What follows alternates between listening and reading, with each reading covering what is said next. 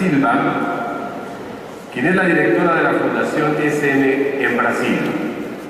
Ella hará la presentación de la maestra Alba Martínez Olivé, subsecretaria de Educación Básica de la Secretaría de Educación Pública de México. María, por favor.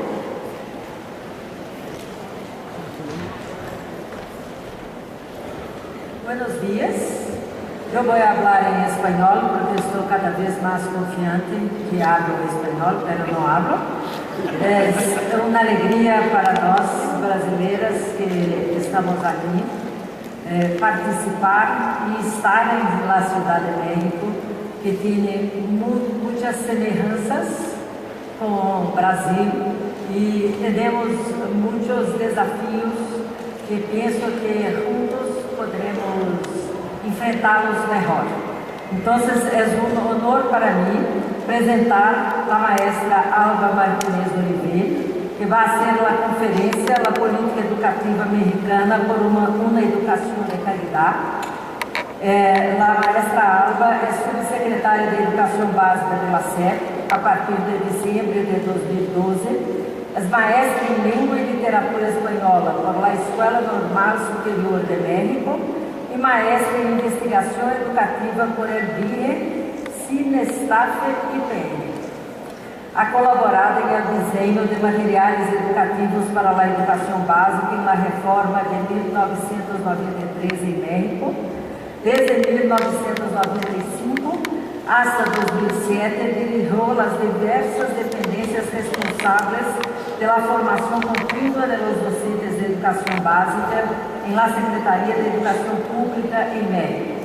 Fundó y desarrolló el Programa Nacional para la Actualización Permanente de los Maestros de Educación Básica en Servicio.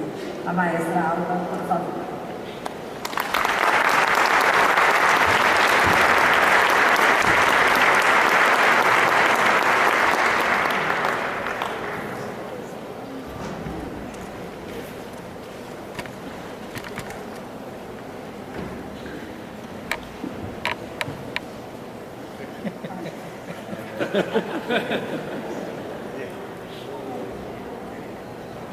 Me dieron mucha paga,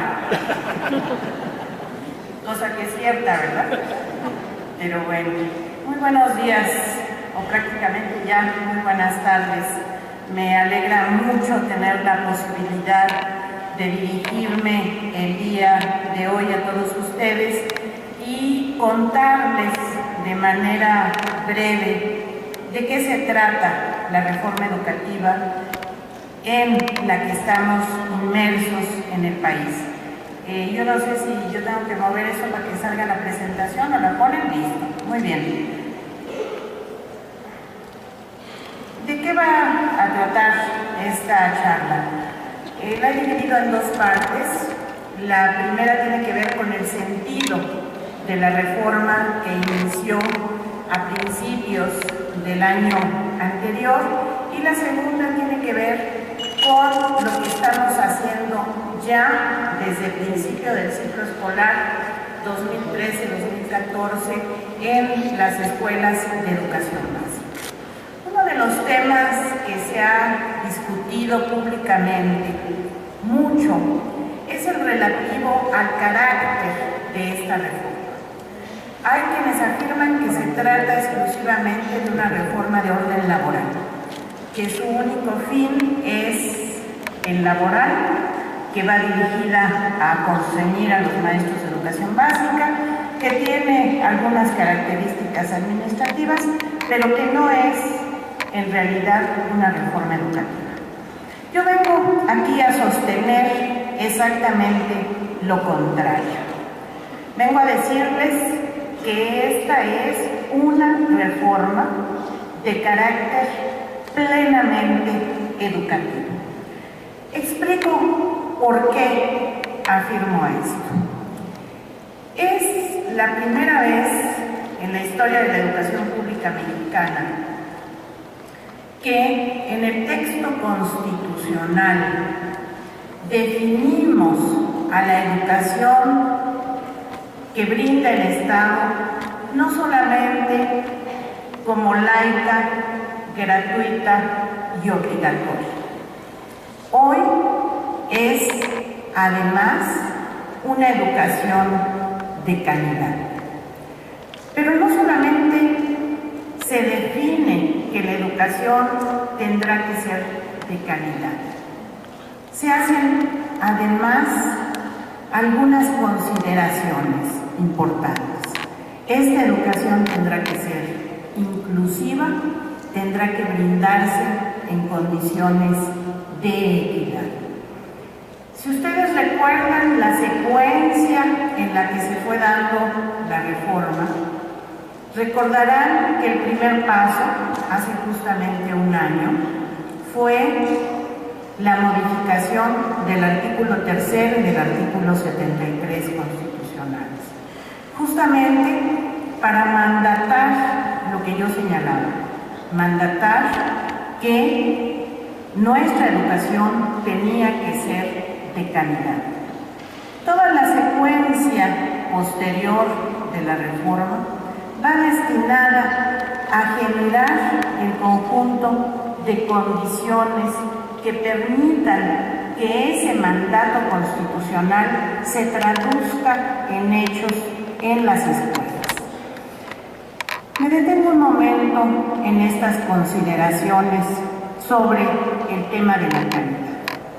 Este es otro asunto que genera con mucha frecuencia polémica. ¿Por qué decimos que la educación es de calidad o a qué nos referimos cuando hablamos de calidad?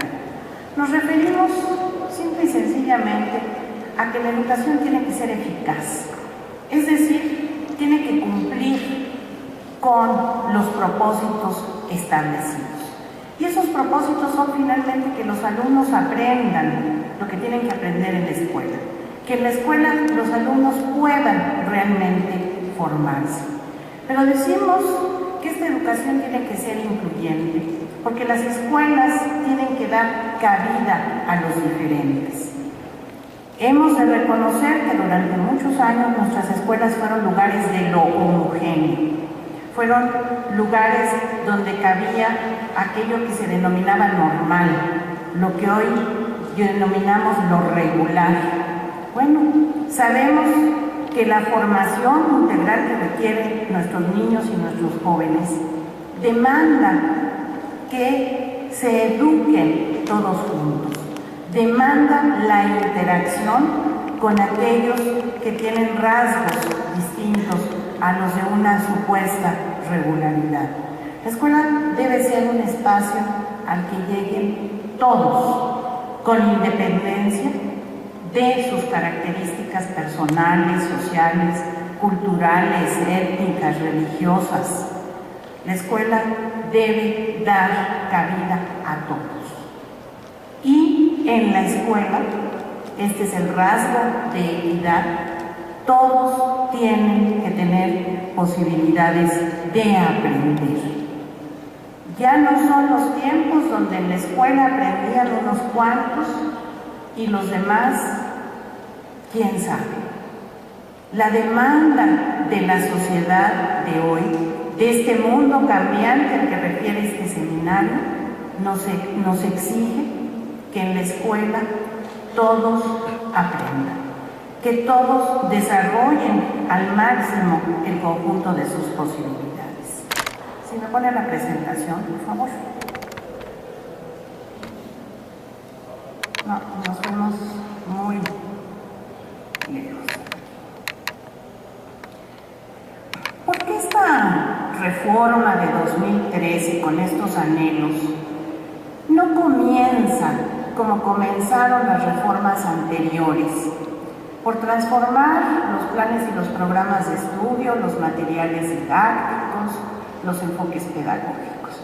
¿Por qué esta reforma no ha comenzado por ahí?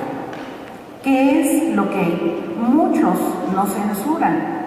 ¿Por qué, si esta es una reforma educativa, no comienza primero por cambiar lo meramente pedagógico?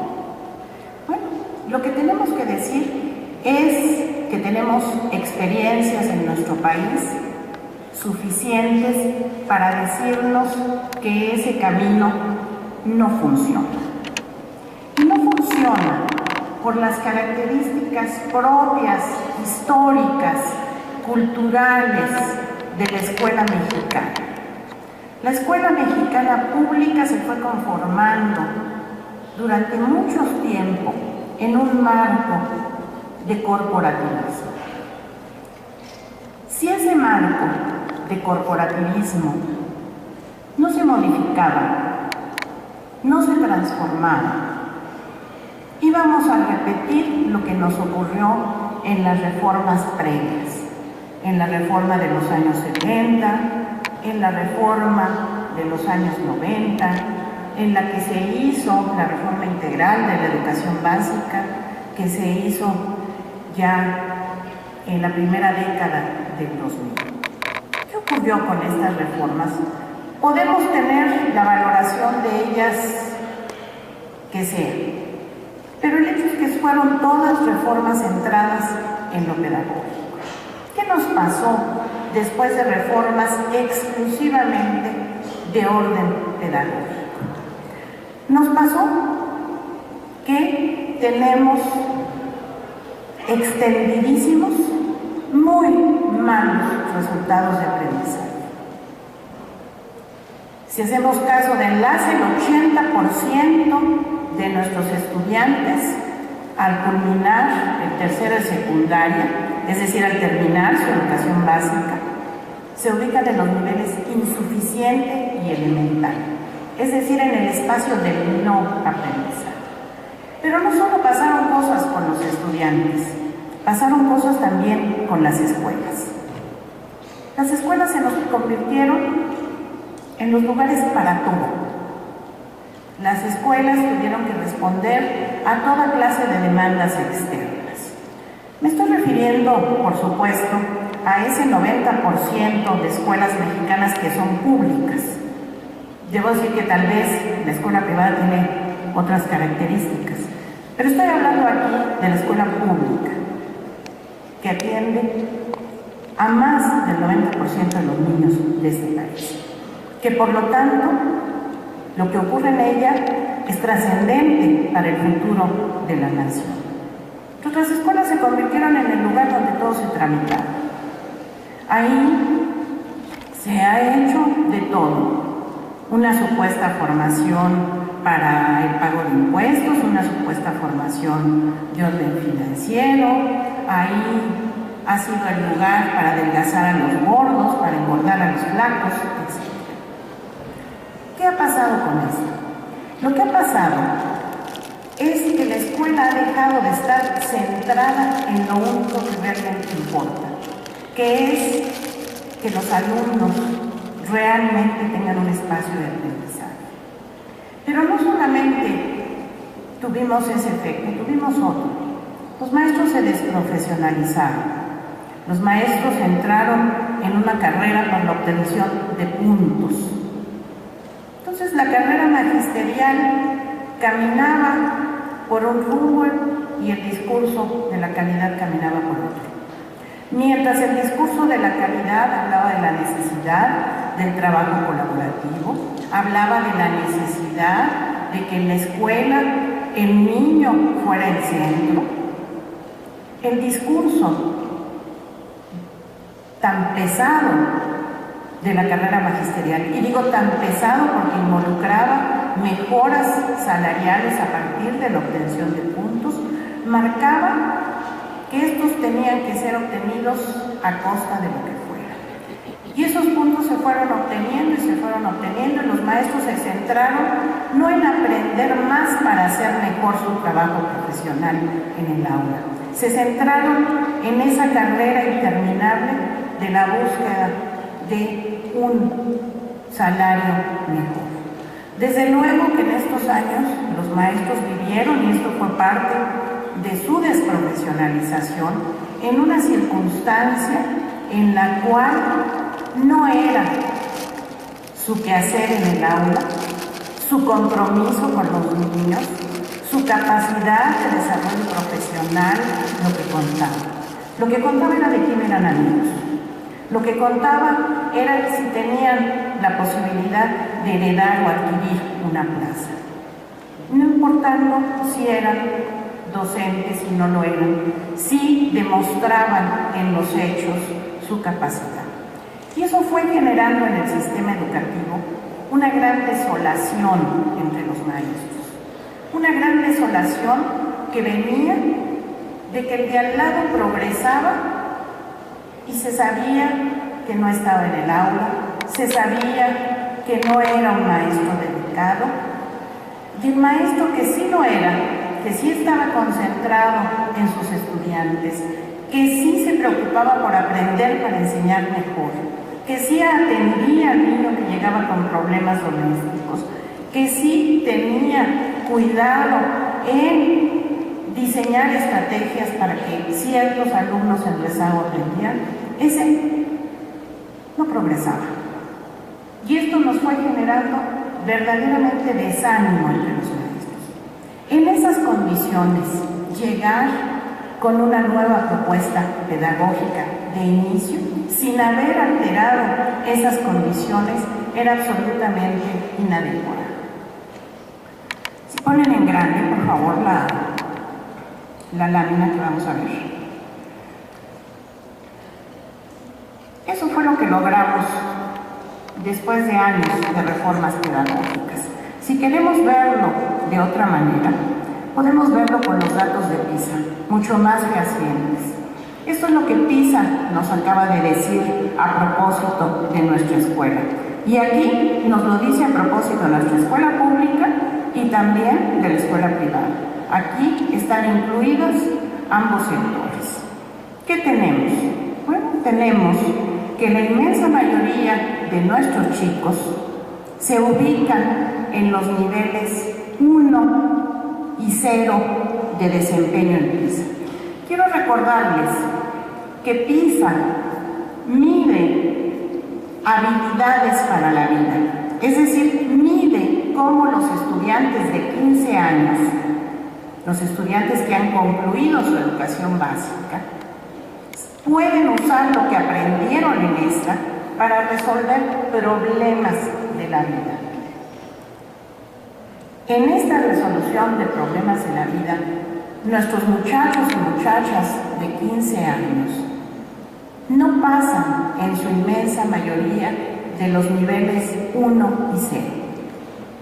Son niveles que no les van a permitir incorporarse a la vida adulta habiendo desarrollado capacidades para tener trabajos dignos, para contribuir a una mejor calidad de vida. El nivel mínimo que PISA establece para poder medianamente incorporarse, y insisto en esto, medianamente incorporarse a la vida adulta en esta sociedad difícil, cambiante, exigente, es el nivel 2. Nosotros en nivel 2 tenemos un poquito más de una cuarta parte de nuestros estudiantes.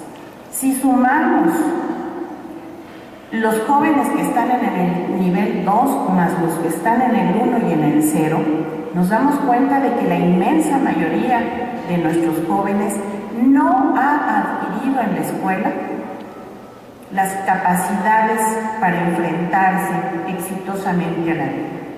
Ustedes ven los niveles superiores. Tenemos solamente un poquito más de un 4% de nuestros jovencitos en los niveles superiores de PISA, que son los que deben permitir a un joven ser creador, generar ciencia, desarrollar tecnología, innovar, y que son tener a una gran parte de la población en estos niveles superiores. Es lo que permite a los países crecer, desarrollarse y generar bienestar para la mayoría de su población. El resultado de estos años donde hemos estado descentrados del aprendizaje es este. Pero esta tragedia nuestra, porque no puede llamarse de otra manera, tiene otro componente. PISA mide exclusivamente a quienes todavía están en la escuela. es decir, a quienes están o en el tercero de secundaria o están en el primer grado de bachillerato.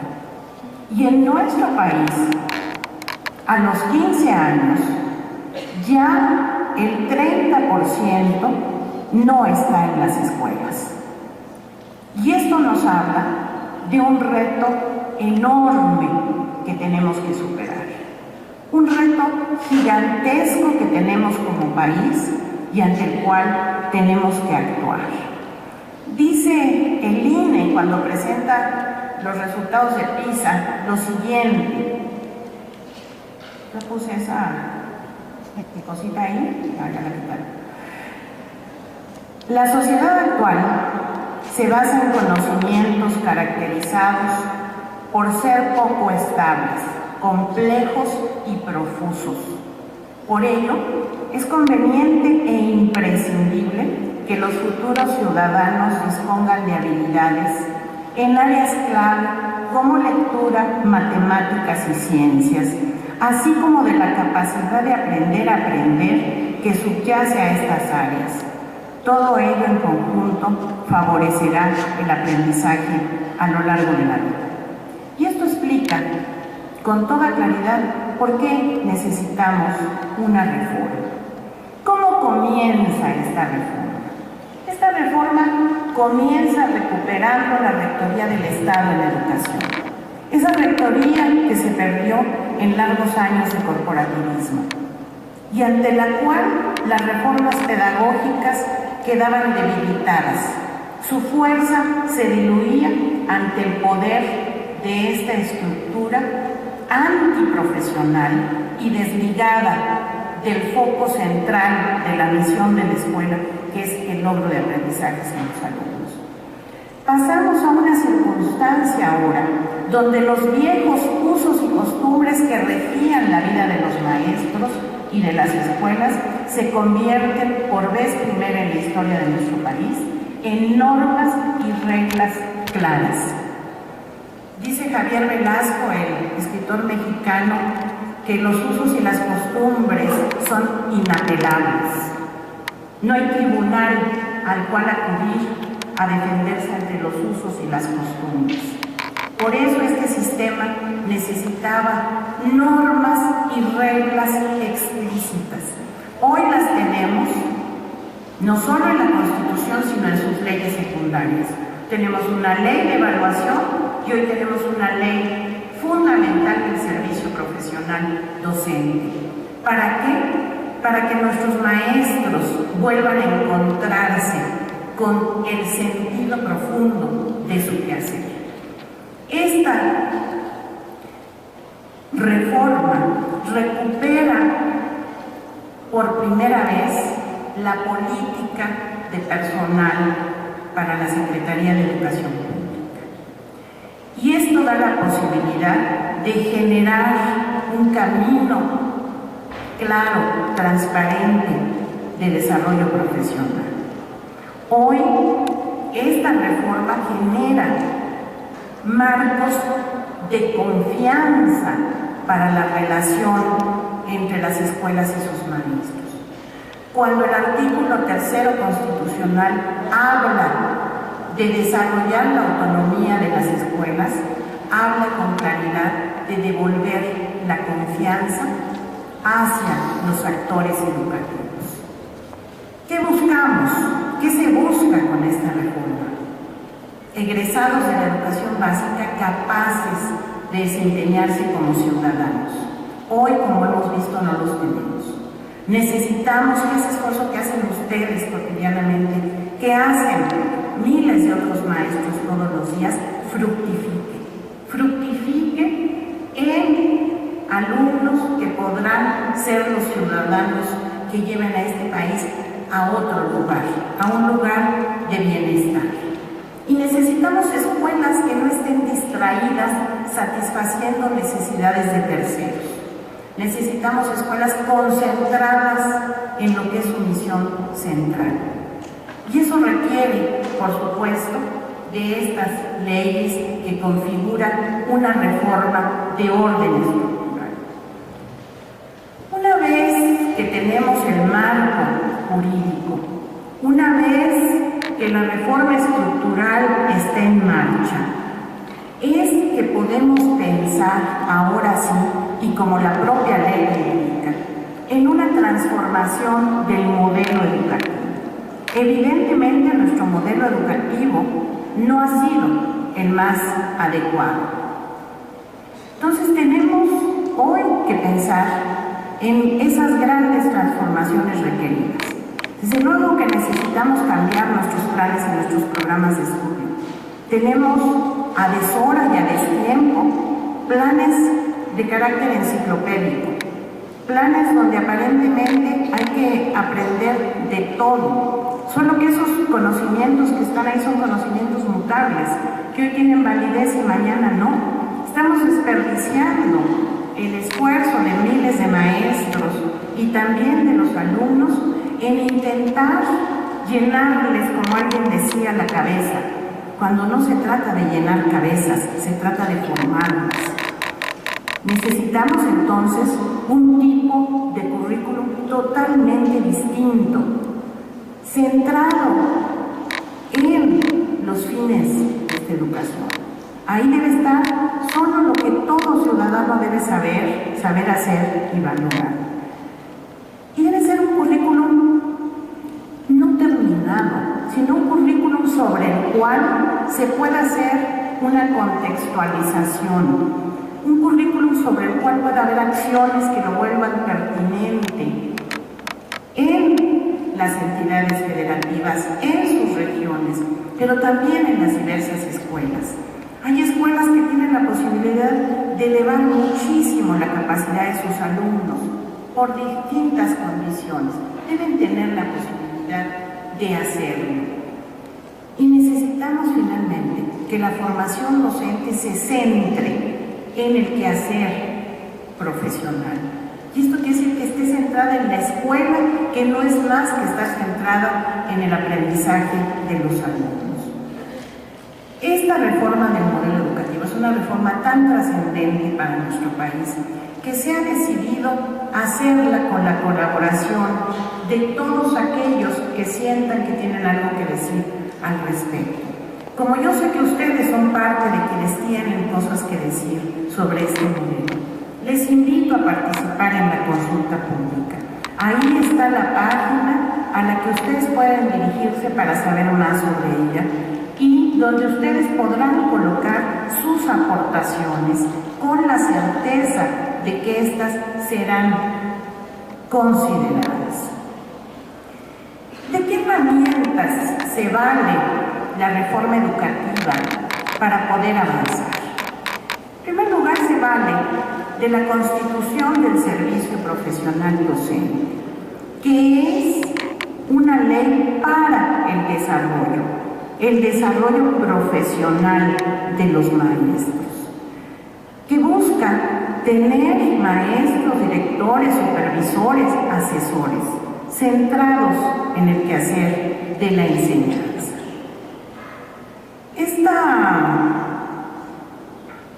Esta ley marca por vez primera las normas profesionales para el ingreso, la promoción, el reconocimiento y la permanencia en el servicio educativo. Ahí está establecido cómo, quién, en qué condiciones puede transformarse en profesor. Ya no es si me consigo una plaza porque me la vendió mi comadre, ya no es si soy amigo de fulanito y entonces haciendo en mi carrera, no. Hoy hay normas y reglas de orden profesional.